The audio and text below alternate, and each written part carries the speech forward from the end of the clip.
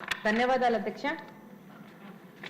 ఈరోజు law and order విషయంపై ముఖ్యమంత్రి గారు ఆ రోజు వైట్ పేపర్ ప్రజెంట్ చేసిన రోజు నుంచి ఈ రోజు వరకు ఇలాంటి బిల్లు కోసం ప్రతి ఒక్క పౌరుడు ప్రతి ఒక్క మహిళలు ఎదురు చూస్తున్న సమయంలో ఈ బిల్లు రావడం చాలా సంతోషకరమైన విషయం అధ్యక్ష. దీన్ని ప్రతి ఒక్కరూ స్వాగతిస్తున్నాం అధ్యక్ష.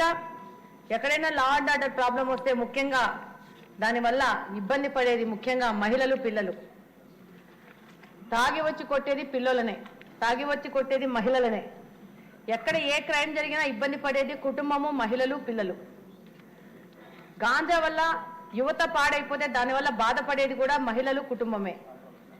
ఏదైనా గొడవలు జరిగితే ఆ ఇంటి యజమానికి ఏదన్నా అయితే ఇబ్బంది పడేది ఇంట్లో ఉన్న గృహిణి, పిల్లలు మాత్రమే అధ్యక్ష. ఈ గత 5 సంవత్సరాలుగా లా అండ్ ఆర్డర్ సమస్యలు ఎక్కువయ్యాయి. అవి 2 రకాలుగా జరుగుతున్నాయి: భౌతిక దాడులు, మానసిక దాడులు.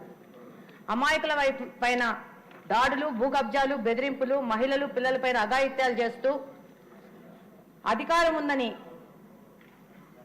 తక్కువ టైంలో ధనవంతులు అవుదాము, అధికారం ఉంది కదా ఇది మనకు సపోర్ట్ చేస్తుందని చెప్పేసి అమాయకుల మీద, ఆడపిల్లల మీద, అమాయకుల ఆస్తుల మీద, ఇల్లుల మీద ల్యాండ్ కబ్జాలు, ఆర్థిక సంబంధమైన వ్యవహారాల్లో దూరడం చేస్తూ పూర్తిగా లా అండ్ ఆర్డర్ని కాంప్రమైజ్ చేశారు అధ్యక్ష గత 5 సంవత్సరాల నుంచి.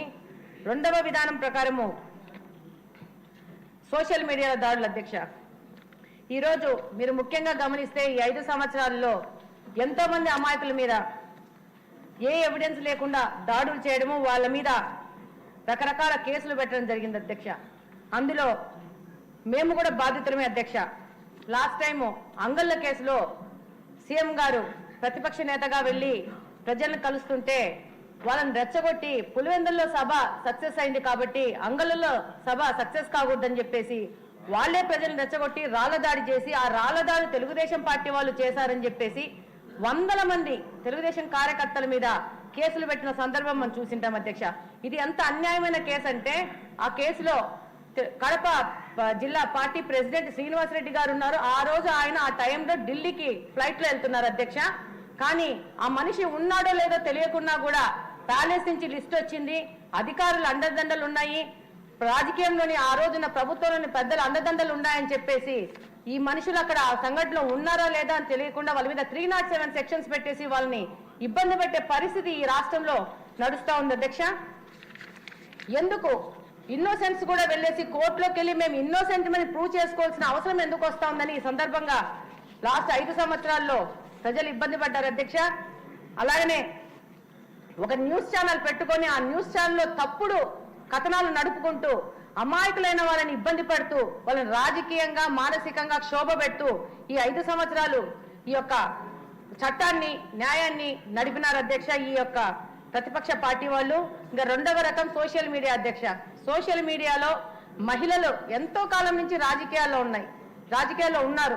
ఎప్పుడు వాళ్ళ మీద ఇంత పెద్ద ఎత్తున దాడులు చేయడం కానీ, వాళ్ళ పర్సనల్ లైఫ్లోకి వెళ్ళడం కానీ, వాళ్ళ మీద రకరకాల అభ్యంతరకరమైన స్టోరీలు పెట్టడం కానీ ఎక్కడ జరగలేదు. ఈ 5 సంవత్సరాల నుంచి అధ్యక్ష ఈ విధమైన పోస్టులు పెట్టడము, ఆ పోస్టులలో వాళ్ళే ఒక గుంపును పెట్టుకొని దానికి లైక్స్ చేయడము, వాడినే మళ్ళీ రీపోస్ట్ చేసుకోవడము, తండ్రి వయసున్న లాంటి వాళ్ళతో కూడా వాళ్ళని కలిపి ఆ పోస్టులు చేసి ఈ సందర్భంగా నేను తెలియజేసుకుంటున్నాను అధ్యక్ష.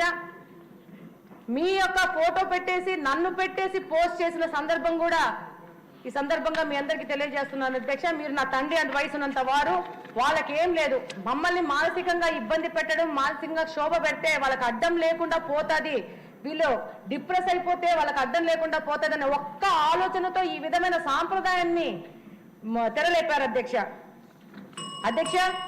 ఈరోజు పోలీస్ స్టేషన్లలో కూడా కబ్జా చేసేసుకొని అప్పటి నాయకులు పోలీస్ స్టేషన్ కబ్జా చేసుకొని ఆ రోజు దాడులు చేసే పరిస్థితి వచ్చింది అధ్యక్ష. ఆ రోజు మా యొక్క కడప నియోజకవర్గంలో ఆ రోజు డిప్యూటీ సీఎం గారు, ఎక్స్ డిప్యూటీ సీఎం గారు ఇప్పుడు ఆయన తమ్ముడు వచ్చేసి పార్టీ అధ్యక్షుడు శ్రీనివాసరెడ్డి ఇంటికి వచ్చేసి, నీ ఇంటికి వచ్చి, నీ ద్వారకా నగర్కి వచ్చి నీ మీద దాడి చేస్తా, మా నాయకుడు కనుసైగ చేస్తే నిన్ను దాడి చేయడం 1 నిమిషంలో పని అని చెప్పేసి పోలీస్ స్టేషన్ లో కూర్చొని ఛాలెంజ్ చేసిన సందర్భాలు అధ్యక్ష. దీని మీద కేసు పెట్టాలంటే ఆ రోజు సిఐలు, ఎస్ఐలు కానీ ఎవరికే కానీ, ఆ రోజున ఎస్పీలకు కానీ ఎవరికి ధైర్యం సరిపోలేదు అధ్యక్ష. చివరికి ఆ పోలీస్ స్టేషన్ లో ఉన్న సిఐ గారు ట్రాన్స్ఫర్ చేసుకొని పోయే పరిస్థితి వచ్చింది. కానీ బాధితుల మీద బాధించిన వాడి మీద కేసులు పెట్టలేని పరిస్థితుల్లో ఈ లా అండ్ ఆర్డర్ ని కాంప్రమైజ్ చేశారు అధ్యక్ష. అలాగనే ఈ రోజు చూస్తే మీడియా ద్వారా మహిళలపై దాడులు ఆపడానికి కఠినమైన చట్టాన్ని తేవాలని ఎందుకు పదే పదే కోరుకుంటున్నామంటే, ఒక ఇన్సిడెంట్ జరిగింది అధ్యక్ష. ఒక వ్యక్తి ఒక మహిళపై దాడి చేసి ఒక మాట అన్నారు, మే తెరి బేటీకో ఉఠాతాము అని. నేను ఈ సందర్భంగా సభలో అందరిని అడుగుతున్నాను, క్యో బేటీకో ఉఠాతే, బేటేకో క్యో నై ఉఠాతే అంటే మహిళ ఫిజికల్ గా స్ట్రాంగ్ కాదన్నా ఆమె మీద దాడి చేయగలుగుతామనే అహంకారంతోనా ఈ మాట మాట్లాడుతున్నారని ప్రశ్నిస్తున్నాను. ఆ మహిళకి 2 కొడుకులు కూడా ఉన్నారు. ఏం కొడుకుని ఎత్తుకుపోతానని చెప్పలేదే, నీ కూతుర్ని ఎత్తుకుపోతానని ఎందుకు అంటున్నారు? అంటే ఈ సాంప్రదాయం అనేది మన సొసైటీలోంచి తీసేయాల్సిన అవసరం ఉంది అధ్యక్ష. దానికి ఇలాంటి కఠినమైన చట్టాలు అవసరం అధ్యక్ష. ఈ క్రమంలోనే నా మీద సోషల్ మీడియాలో పోస్ట్ చేస్తే నేను వెళ్ళి సంబంధిత అధికారులను ఆయన మీద కేసు రిజిస్టర్ చేయమని చెప్తే అధ్యక్ష, ఎందుకంటే చెయ్యలేము, చిన్న చిన్న పెట్టి సెక్షన్స్ పెట్టి కేసు రిజిస్టర్ చేసి ఎట్లయినా 3 సంవత్సరాల్లో కంటే తక్కువ శిక్ష పడుతుంది కాబట్టి అంత అవసరం లేదు కేసు పెట్టడము అని చెప్పిన సందర్భాలు ఈ అధికారుల్లో మేము వీటిని విన్నాం అధ్యక్ష. నేను అడుగుతున్నాను అధ్యక్ష, ఆ అధికారి చెప్తాడు ఐ హావ్ సింపతి, మీ బాధ మాకు అర్థమైంది, కానీ అవసరమా 3 సంవత్సరాల కంటే తక్కువ శిక్ష ఉంది కాబట్టి బెయిల్ వస్తుందని చెప్పిన సందర్భాలు అధ్యక్ష. ఈ రోజు 2024వ సంవత్సరంలో ఇప్పుడున్న ఏ మహిళ అయినా ఎవరి సింపతి కోరే పరిస్థితులు లేదు అధ్యక్ష. మా హక్కుల కోసం, మా ప్రొటెక్షన్ కోసం పోరాడే శక్తి పరిస్థితిలో ఉన్నాము. తప్పకుండా ఇలాంటి పరిస్థితిలో ఇలాంటి రాక్షస ఆనందం పడుతున్న వాళ్ళ దగ్గర నుంచి మన మహిళలని, మన యువతని, మన వర్క్ చేసే ఉమెన్ ని, రాజకీయంగా బయటకున్న మహిళల్ని కాపాడుకోవాల్సిన అవసరం ఎంతగానో ఉంది అధ్యక్ష.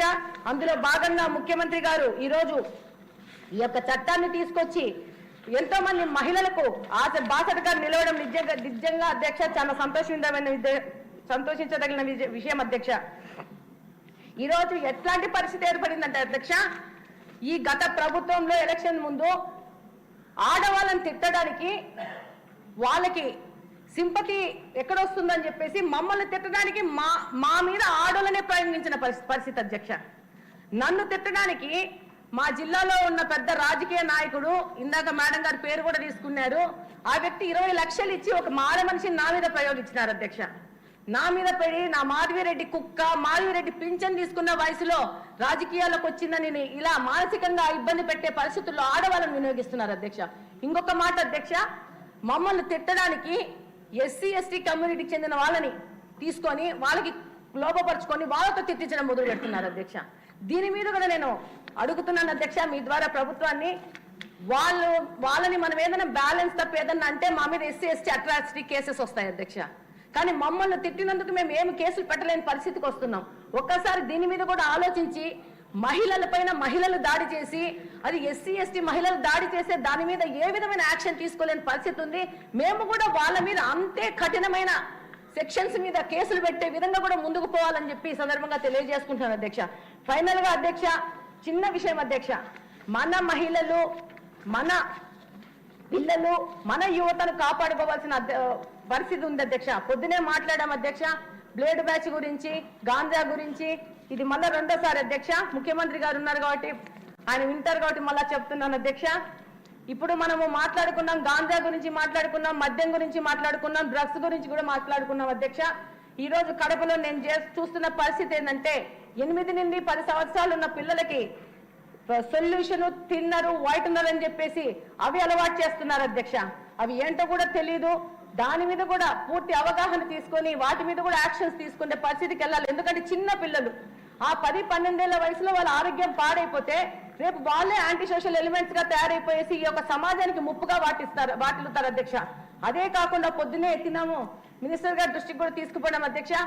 పెయిన్ కిల్లర్ టాబ్లెట్స్ ని పౌడర్ చేసుకుని ఇంజక్షన్ లో ఎక్కించుకొనేసి వాటిని ఇంజెక్ట్ చేసుకుని తద్వారా వాళ్ళకి ఆ మత్తు వచ్చేదానికి వెళ్తున్నారు అధ్యక్ష. దాన్ని మీరు ఆలోచించాలని ఈ సందర్భంగా ముఖ్యమంత్రి గారికి అలాగే మినిస్టర్ గారికి